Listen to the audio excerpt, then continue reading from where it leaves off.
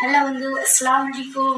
তো দেখো, আজকে অনেকদিন পর সৌদি আরবের পোশাক পরলাম, কারণ আমি সৌদি আরবের পোশাকগুলো সহজে পরি না, কোনো সময় পরি না।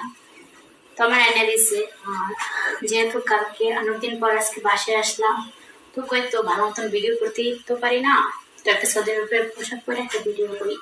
তো কালকে বাসায় চলে আসলাম, পর আমার কুকুর আমাকে বলে যে শোনা, আমাকে আবার কয় যে বে খারোয়ান কুলো গাছটি খালাস রুই বে, মানে হ্যাঁ, যে টুনের বাসায় করতে পারে কয় সব ক্লিন করা, ওগুলো ক্লিন করা শেষ, এবার তুই যাবি কা ওই বাসায়।